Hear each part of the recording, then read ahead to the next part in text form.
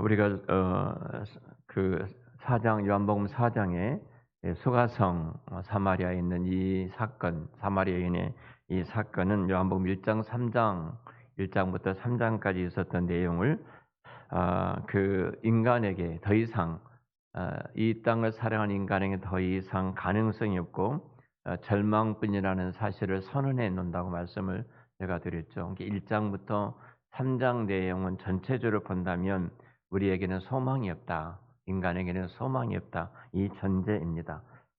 그리고 31절 3장 31절부터 우리가 36절 말씀을 쭉 봤는데요.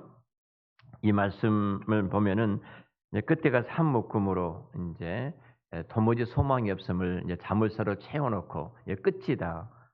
이 엔딩하고 있는 겁니다. 이렇게 예수님께 세상에 오셔서 하나님 되심과 그 복의 그 복음과 우리를 향하신 그 긍휼의 기적을 이렇게 베풀어 주셨음에도 불구하고 인간이 그에게 예수님께 보인 반응은 절망입니다. 사실은 소망이 없습니다.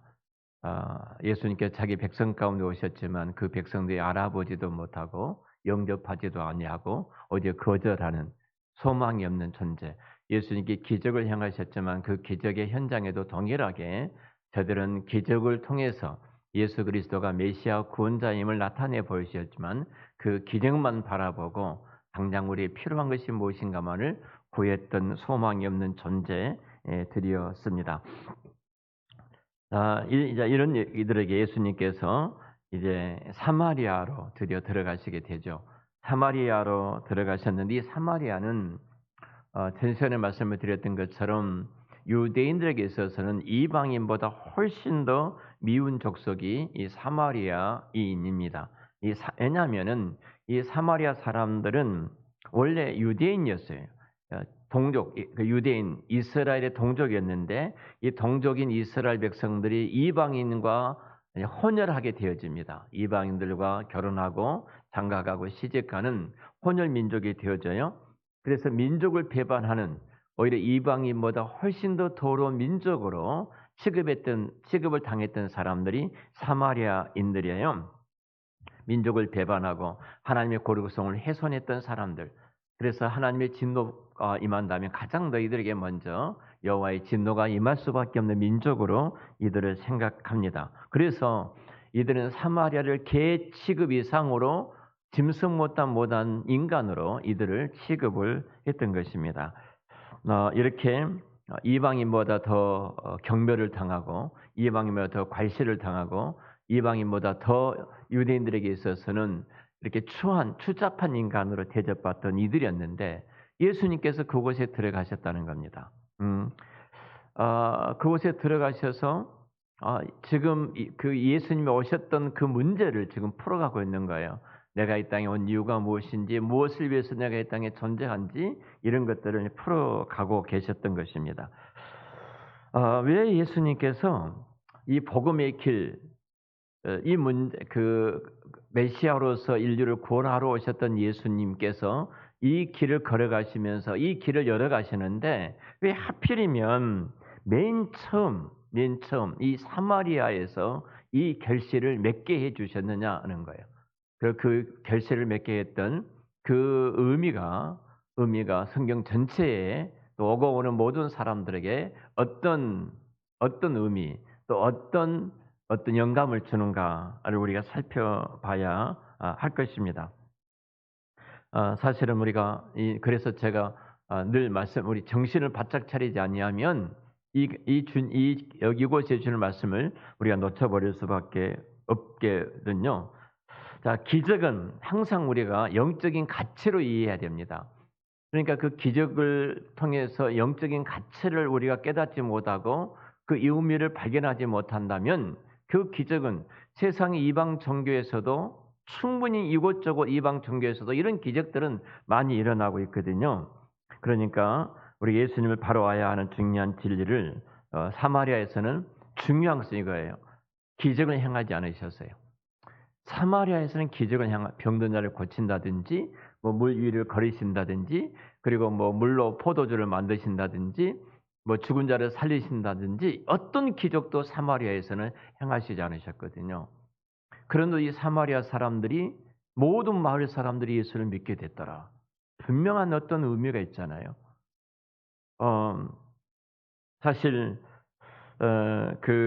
그래서 우리는 그 요한이 의도적으로 요한복음을 기록하면서 이렇게 접근하고 있는가, 또 이것을 통해서 우리에게 지금 무엇을 말씀하고 있는가를 우리가 깨달아야 합니다. 기적은 오히려 앞부분 1장부터 3장까지 유대인들을 향해서 예수님이 굉장히 많이 이 기적을 행하셨습니다. 그런데 이 사마리아에서는 어떤 그 기적의 역사가 나타나지를 않습니다. 예수님께서 기적을 통해서 예수님 하신 일들을 충족시키시고 기적을 통해서 내가 누구인가, 무엇 때문에 이 땅에 왔는가, 내가 하는 일이 무엇인가를 이렇게 나타내 주시는데 이것들이 이제 기적의 가치거든요. 기적을 향하신 목적이거든요. 그런데 이것이 기적을 행하는 일차적인 의미이고 일차적인 가치인데 이 기적을 행해봤지만 이 사람들이 기적에 머물러 있지 그 기적을 통해서 가지고 오신 예수님이 무엇 때문에 이 일을 행하시고 이 기적을 행하셨는가를 깨닫지를 못하고 접근하거나 그것을 붙잡지 못하고 있는 어리석은 모습들을 우리가 이제 3장까지 계속 보게 되어집니다. 이런 면에서 생각해 본다면 4장에 있어서는 중요합니다. 자, 기적이 4장 맨 마지막 부분을 잘 살펴보면 기적이 우리에게 어떻게 필요한가를 이제 이렇게 말씀을 하고 계시는데요. 요한복음 4장은 그 사마리아에서 예수님의 사역이 기적이 도입되지 않고 있다. 예수님의 사역 가운데 사마리아에서는 어떤 기적도 행하지 않으셨다. 다시 말하면 예수님 그곳에서 이틀을 유하시면서 말씀만 가르치셨다. 말씀만. 그러니까 기적을 행함이 없으시고 말씀만 가르치셨어요. 여기서 이제 가장 중요한 점은 예수님께서 우리에게 지금 무엇을 주시는 것이 아니라 예수님 자신의 핵심이 이제 4장에서 등장을 하고 있습니다. 자, 4장 29절 말씀 우리 같이 한번 4장 29절 말씀 우리 같이 한번 읽겠습니다. 시작. 내가 행한 모든 일을 내게 말한 사람을 와서 보라. 이는 그리스도가 아니냐 하니라고 말씀하죠. 나의 행한 일을 내게 말한 사람을 와서 봐라. 지금 수가성이 이렇게 말하죠. 이는 그리스도가 아니냐. 그러니까 동네 사람들이 사마리아의 사람들이 이제 다 예수님께서 와서 보게 됩니다. 그리고 41절이에요. 41절 우리 같이 읽겠습니다. 예수의 말씀으로 말미암아 믿는 자가 더욱 많아. 사실 그리고 42절 보죠. 42절 그 여자에게 말하되 이제 우리가 믿는 것은 내 말로 인함이 아니니 이는 우리가 친히 듣고 그가 참으로 세상의 구주신 줄 알미라 하였더라. 자, 말씀을 듣고 예수 그리스도가 너가 말했던 말을 우리가 아는데 이제는 내가 예수님의 말씀을 직접적으로 들어보니까 그리스도가 이제 구주이신 줄 우리가 알았다. 그러니까 지금 이 문제는 뭐냐면요. 예수를 아느냐 모르느냐는 싸움을 하고 있는 거예요. 자, 여러분에게 질문하게 예수 그리스도 누구시죠? 자, 우리는 예수란 이름 속에 그리스도란 이름 속에 다 들어있죠. 예수란 이름 뜻은 자기 백성을 저희 죄에서 구원할 자. 이것이 예수란 이름이에요. 우리말로 번역하면 자기 백성들을 저희 죄에서 구원할 자, 죄에서로부터 구원하신 자이고요. 그리스도는 기름 부음 받은 자, 기름 부었다 이 말이거든요. 기름 부었다.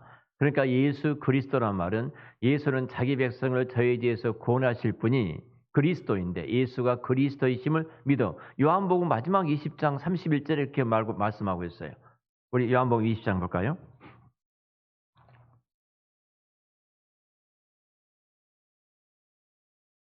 자, 20장 31절 우리 같이 한번 읽겠습니다.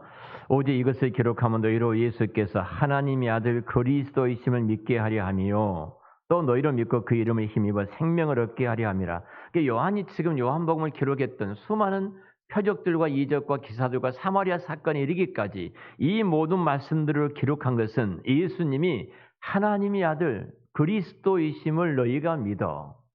너희가 예수가 그리스도이심을 믿어 영생을 얻게 하려 함이다. 이 말씀을 하고 있어요. 영생을 얻게 하려 함이다. 그러니까 예수가 누구로 믿는다는 거예요? 예수를요? 그리스도로 믿어요. 그리스도 믿어. 자, 그리스도란 말은 기름 부음 받은 자, 구약에서 그 하나님께서 이스라엘 민족을 통치하실 때 직접적으로 통치하신 것이 아니라 중보자를 하나님과 이스라엘 민족 가운데 중보자를 세우시고 그 중보자들이 하나님의 통치의 손길을 나타냈어요. 왕과 제사장과 선지자죠. 왕은 하나님께서 그 왕권을 받아가지고 하나님의 백성 이스라엘 백성들을 지키고 보호하고 인도하는 이 중요한 역할을 왕직이 감당하고요. 그래서 이 왕을 세울 때, 다윗을 세울 때, 사울을 세울 때 계속 기름을 부어서 머리에 기름을 붓고 안수해서 세웠어요. 제사장은 자기 백성들의 죄를 가지고 하나님 앞에 나아가서 이 백성들의 죄를 용서해 주시는 자예요. 선지자는 하나님으로부터 말씀을 받아서 백성들에게 말씀을 가지고 전하는 자였어요. 이 삼직이 구약의 통치 사역이에요. 신약의 교회도 동일하게 이 삼직이 있어요. 그래서 예수 그리스도 오실 때까지 교회의 삼직은 항상 있어야 돼요. 이 삼직이 교회 안에 없으면 우리 장로교회에서는 이 삼직이 없으면 이 교회는 아직 정상적인 교회 역할을 하지 못하고 있다. 교회라고 말하지만 교회 역할을 하지 못하고 있다. 이렇게 말을 해요. 이 삼직이 뭐냐면 목사와 그리고 장로와 집사직이에요. 목사는 하나님의 말씀을 받아서 백성들에게 전하고 장로 측은 자기 백성을 지키고 보호하고 인도하는 역할을 하고 그리고 집사직은 자기 백성들의 필요를 채워주는 그리스도의 성이 돼서 필요를 채워주는 역할을 집사직이 하고 있는 거예요. 이 삼직이 교회 안에 없으면 계급이 아니라 서열이 아니라 당연히 이 삼직을 통해서 그리스도의 통치와 그리스도의 손길이 나타나는 것처럼 구약에서도 동일하게 이스라엘 백성 가운데 하나님의 직접적인 통치가 어떻게 임했는가 왕과 제사장과 선지자가 임했는데 이 삼직을 세울 때 기름을 부어서 세웠어요. 그리고 구약에서는 메시아, 히브리어로 메시아라고 말하고 헬라어로는 그리스도라 이렇게 이야기를 하는 것입니다. 자, 그러니까 예수가 그리스도임을 그러니까 예수님이 행하신 일이에요. 사역. 왕이고 대제사장이고 선지자고. 요한복음 1장 1절에서는 예수님이 말씀이 육신이 우리 가운데 오셨다. 선지자예요. 오셨어요. 그리고 예수님께서 대제사장으로서 십자가에 한 마리 어린 양이 되셔서 십자가에서 우리의 모든 택한 백성들의 죄를 짊어지시고 죽으심으로 말미암아 우리로 하여금 그 예수를 믿게 하시고 믿음으로 말미암아 죄 없다 의로운 자로 세워 주셨고 그 성령 하나님께서는 친히 이제 우리 가운데 역사하시잖아요. 왕으로서 우리 교회 가운데 거하시면서 우리를 통치하고 다스리시고 보호하시는 우리 지키시는 역할을 행하고 계시는 거예요. 그러니까 결국은 예수님이 그 일을 지금 하고 계시는 겁니다. 자, 내가 지금 그 예수를 얼마나 알고 있느냐 이 싸움이라는 거예요. 내가 예수를 얼마나 알고 있는가? 지금 이 사마리아의 사건이 이 내용입니다. 자, 성경이 늘 강조하고 있는 것이 이것입니다. 하나님께서 천지를 창조하실 때도 말씀으로 하셨다고 그러죠. 말씀으로 천지를 창조하셨어요. 요한복음 1장 1절에 제가 조금 전에 말씀드렸던 것처럼 태초의 말씀이 우리 가운데 계셨다. 말씀이 태초에 하나님이 말씀이신데 그 말씀이 우리 가운데 계셨다. 그리고 예수 그리스도를 그 별명을 지칭하기를 말씀이라고 소개를 합니다. 자, 이 말이란 것은 여러분 언제나 그 대화와 교제를 위해서 사용되잖아요. 상대가 말하는데 나는 가만히 말하지 않고 입을 다물고 있다면 저 사람 기분 나쁜가 보다 교제가 되지 않는 겁니다. 그러니까 말은 대화이고요. 말은 교제가 이루어지기 위해서 사용된 것이 우리의 언어입니다.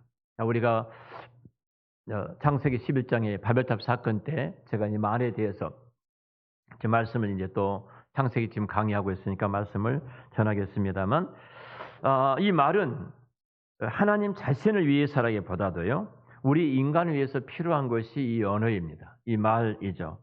하나님은 말이란 통로가 아니라도 얼마든지 하나님은 의사소통하실 수 있어요. 그럼 전능하신 하나님이시니까. 그러잖아요. 말이 없어도 하나님은 다 의사소통하시는 능력과 권세를 갖고 있는 전능하신 하나님이세요. 전능하시고 전지하신 하나님이세요. 근데 42절에 보면은 그 여자에게 말하되 이제 우리가 믿는 것은 내 말로 인함이 아니라 우리가 친히 듣고 그가 참으로 세상의 구주이신 줄 알았다. 말씀을 듣고서 그리스도가 구주이심을 알았다. 처음에는 너의 말을 듣고 그 예수님 우리 마을에 2주 동안 우리 마을에 거하게 하셨고 이틀 동안 예수님이 거하셨는데 이제는 이틀 동안 거하시면서 그 예수님 말씀을 듣고 우리가 이제 그리스도이심을 알았다. 이것은 이 문제는 이거예요. 내가 예수님을 아느냐 모르냐, 알고 있느냐 모르고 있느냐. 예수님에 관한 싸움이에요. 예수님께서 기적과 이적을 행하신 모든 것도 그것 배후에는 이 기적을 행하신 그 예수님이 누구신가? 그분이 어떤 분이신가? 그분은 나와 어떤 관계에 있는가? 이 부분입니다. 여러분, 구원이라는 것도 예수 그리스도가 누구시냐를 얼마만큼 어떻게 알고 있느냐는 싸움이 구원이에요. 우리의 신앙도 마찬가지예요. 내가 예수 그리스도를 얼마만큼 알고 있고 어떻게 알고 있느냐. 이것이 우리의 신앙 생활이기도 해요. 성경이 강조한 것이 바로 이것입니다. 하나님께서 천지를 창조하셨을 때도 말씀으로 하셨다고 말씀하시잖아요. 그렇다면 우리는 분명히 이 부분에 대한 이 부분에 대한 우리의 이제 싸움들이 그리스도와 함께 우리 가운데서 계속해서 이루어져야 될 일들입니다. 자, 우리가 하나님의 복은 우리의 욕심과 다른 것인데요. 영생이 무엇인가? 영생이란 뭐죠? 영생이란 영원히 사는 것, 영원한 생명. 영생이란 저는 가장 오래 신앙생활을 해왔던 장현숙 성도님, 영생이란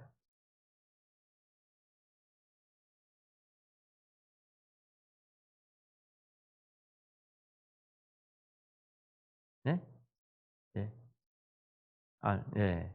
예, 맞죠. 요한복음 17장 3절 볼까요? 그 말씀인데 요한복음 17장 3절입니다.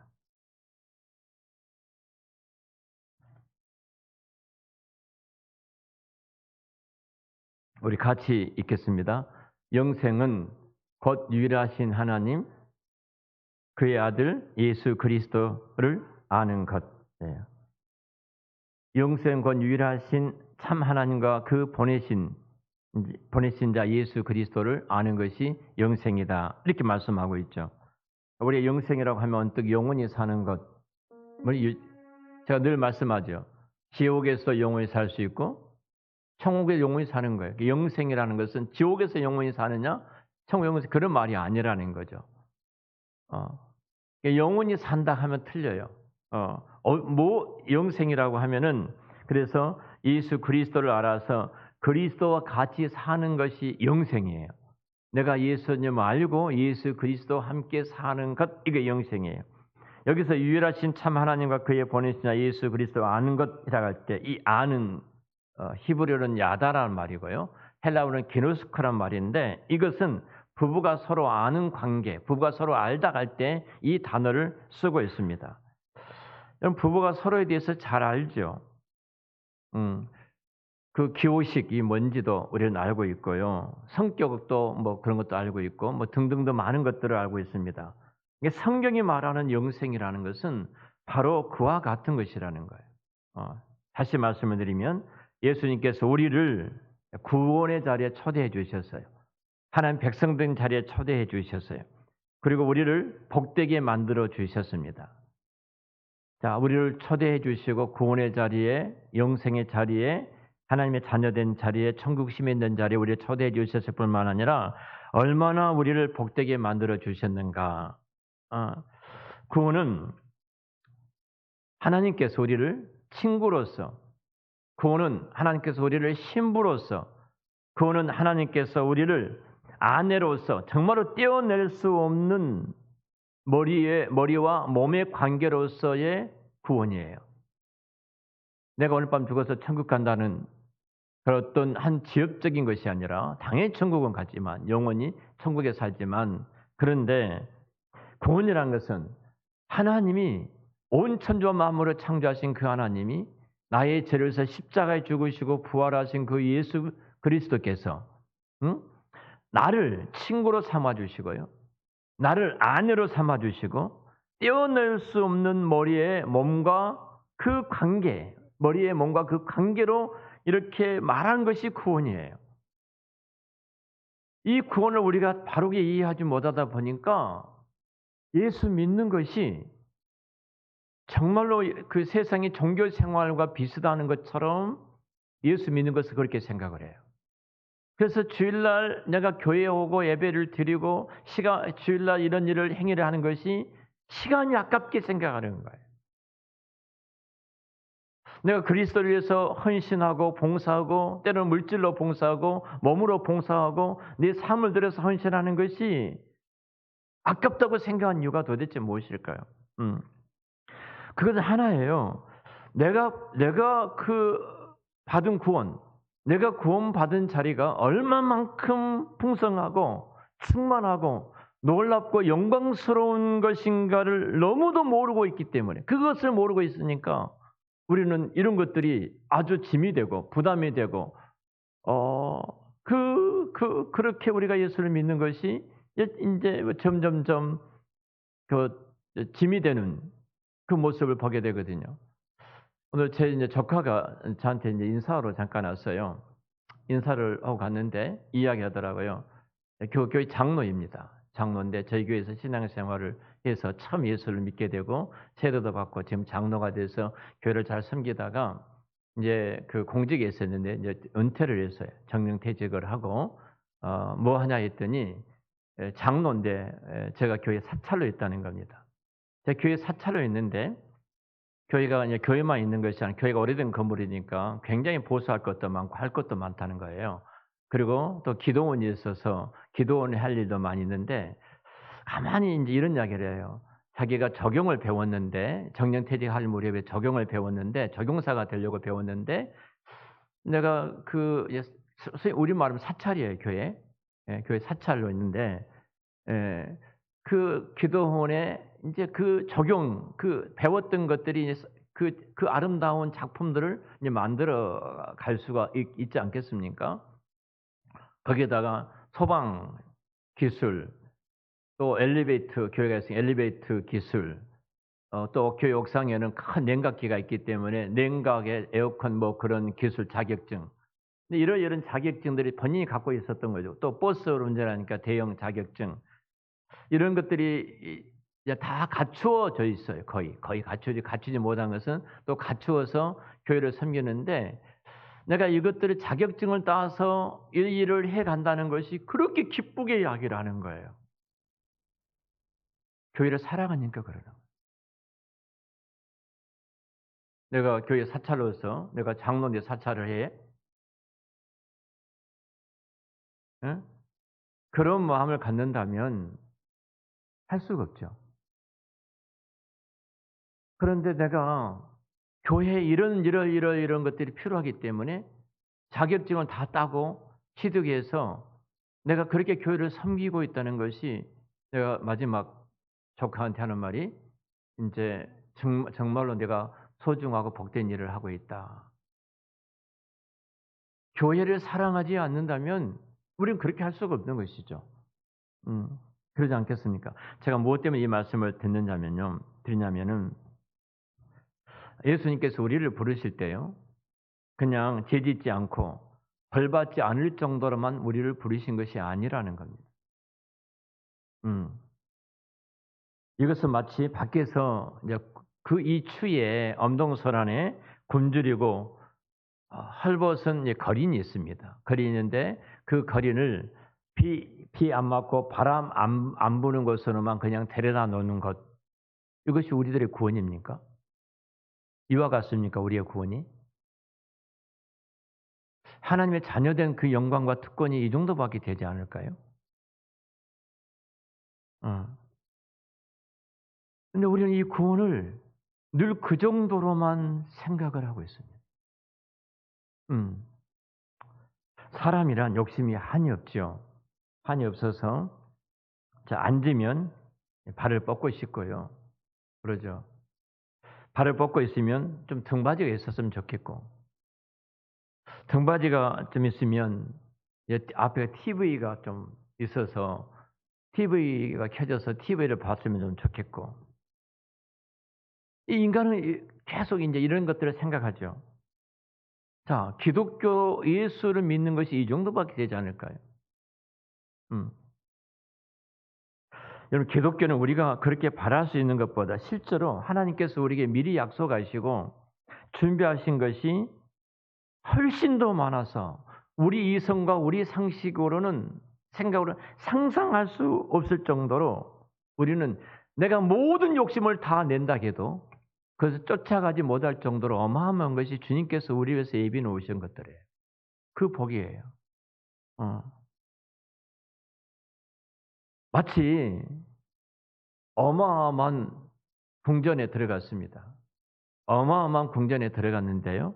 이것은 하루 종일 내가 다 돌아다녀도 그 궁전의 일부밖에 보지 못한 것과 같은 우리가 이 땅에 살아가는 그리스도인들이 지금 누리는 것이 그와 같은 정도예요.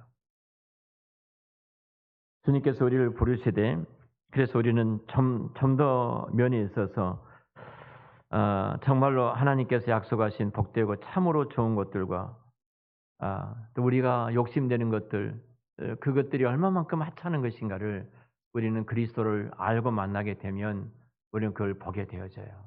음. 여러분 예수 그리스도의 인격을 아십니까? 음. 하나님께서 우리를 위하여 가장 영광이 될 것을 준비하고 계시는데 우리는 기껏해야 그냥 왕눈이 사탕, 알사탕 큰 거 하나 입에 물고 양손에 알사탕 하나씩 이렇게 움켜쥐고 이런 실컷 그 왕사탕 단물에 이렇게 취해 가지고 그것을 즐기는 것에 그 정신파리한 덩치 큰 어른이 3살밖에 어린아이 모습처럼 오늘 살아가는 사람들이 그리스도인들의 모습이 아닌가 그런 생각을 해 봅니다. 나는 정말로 예수님을 인격적으로 만나고 아는 것이 어느 정도의 풍성함인가. 음. 음. 우리는 예수님을 너무나도 모릅니다.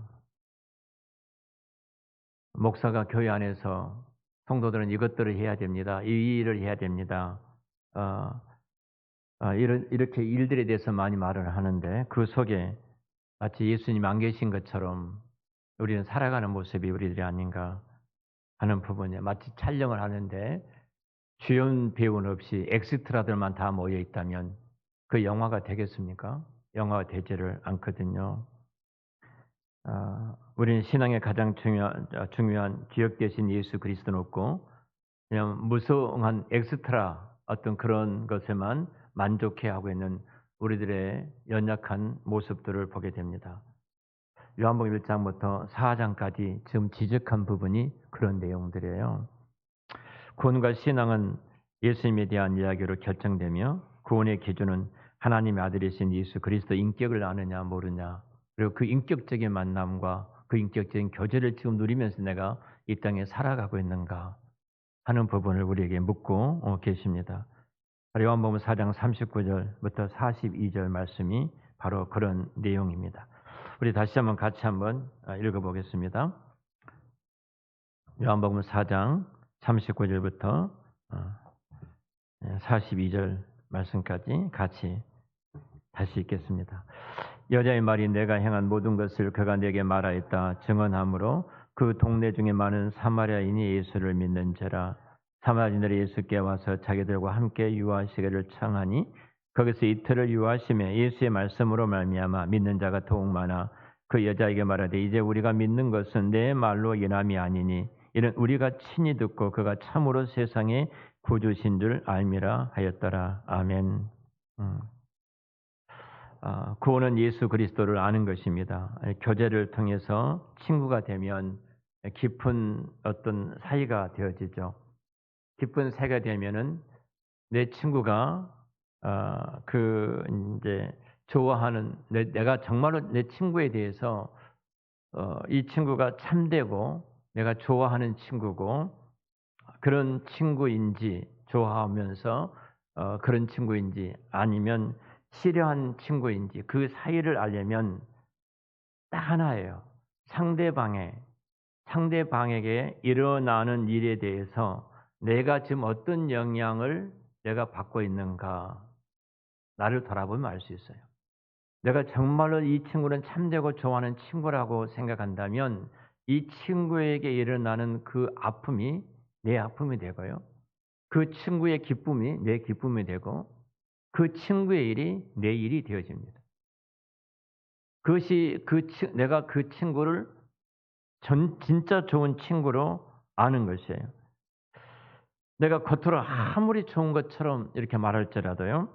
친구에게 어떤 무슨 일이 났을 때 내 마음속에 어떤 감정도 민감한 반응도 일어나고 있지 않다면 그는 결코 친한 친구 사이일 수가 없습니다. 좀 더 이것을 가족으로 말해 볼까요? 참 가족은 어떻겠습니까? 참 가족은 그의 아픔은 나의 아픔입니다. 그의 기쁨은 나의 기쁨이에요.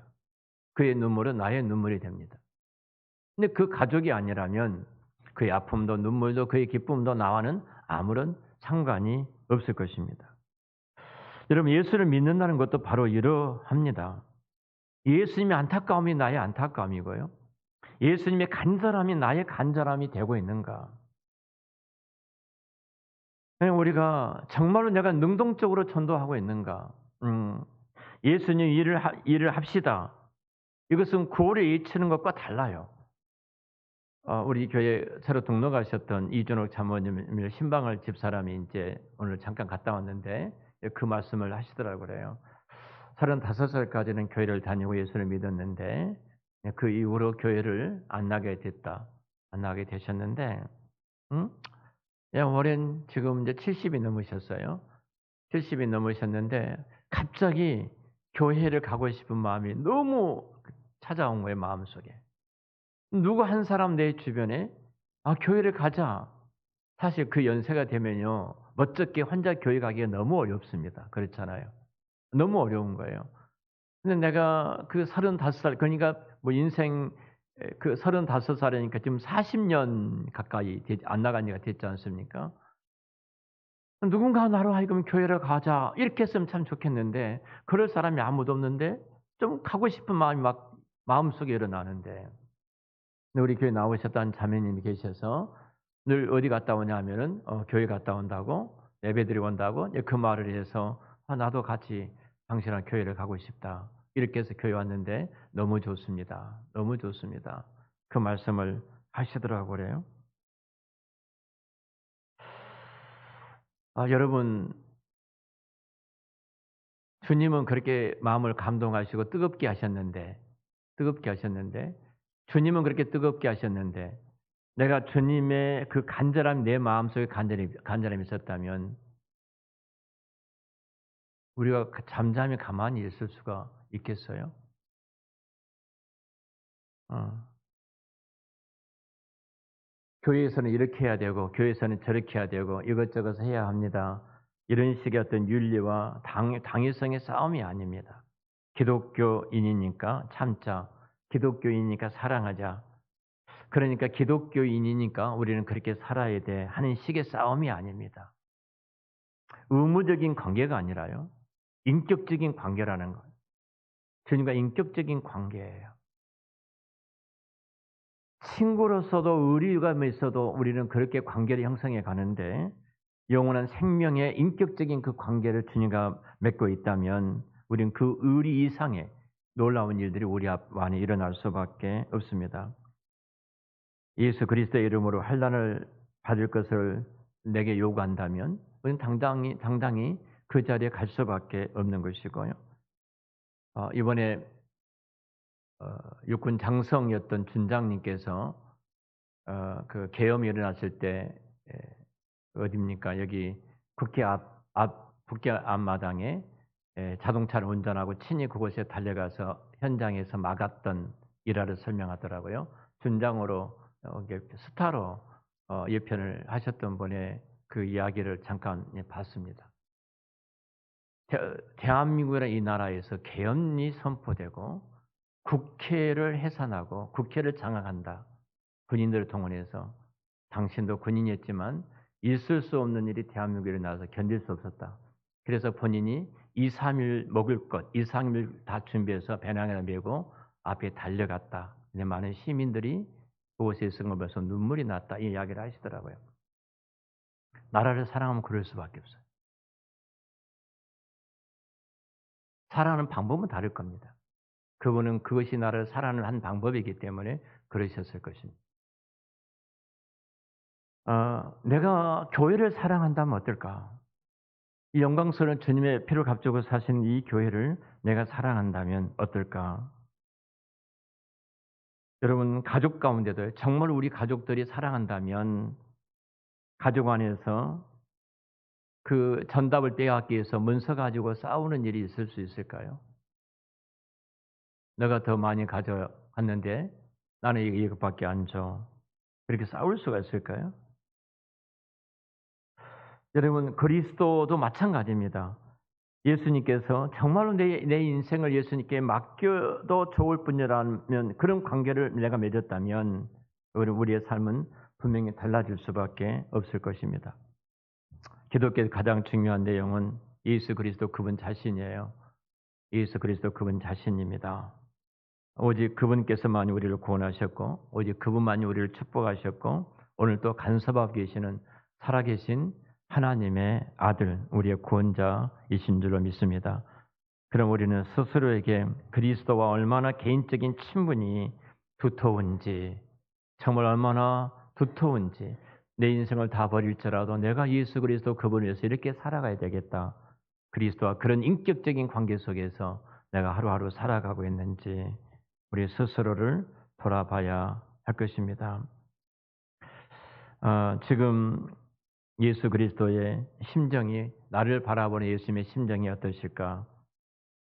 우리는 정말 그래서 예수님을 더 깊이 알아야 합니다.